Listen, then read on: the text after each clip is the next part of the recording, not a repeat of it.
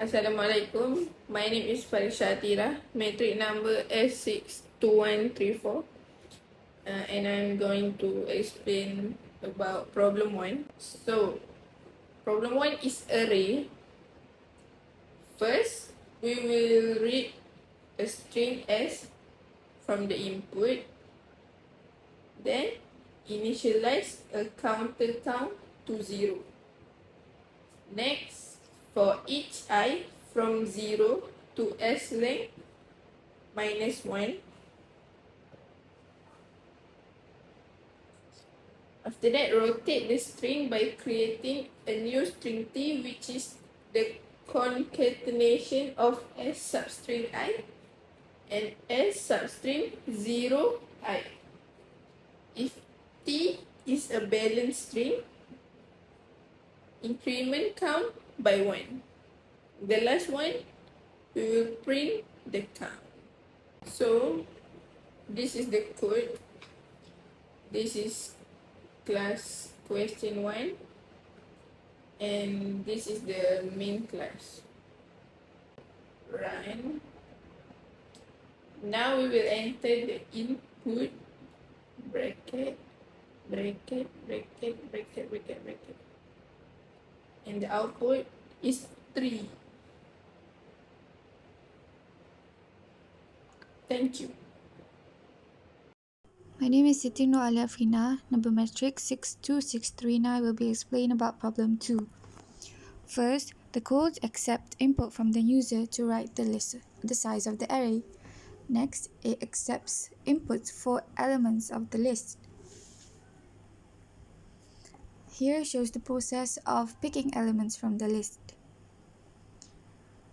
A picks the element from the front and B picks element from the back. Finally is the process of displaying the final output by using the method listed in here. If list A is bigger than list B, it prints 1. If list A is smaller than list B, it prints 2. If it is the same or no element is left, it prints 0. And here is the output.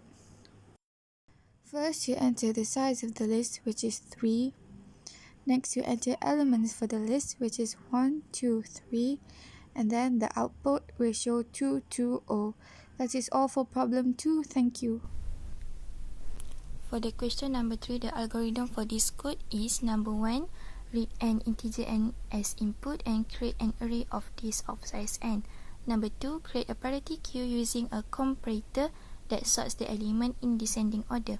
Number 3, for each integer I in the range 0 to n minus 1, read the next integer from the input and store it in this I, then add it into the parity queue.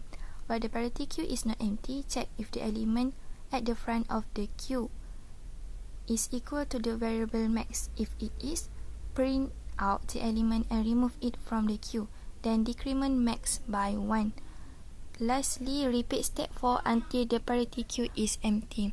So if I run this code, let's see if we enter the number 5 and continue with the number, and it will show the output. That's all from me. Thank you. Okay, so this is our system.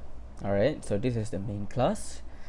Alright, as you can see, and this is the test class. Alright, let's try to run it and see and put in the input based on the question and see if we get the same answer as the same output as the question. So 5 4 1 1 3 3, then 1 4 2 1 2.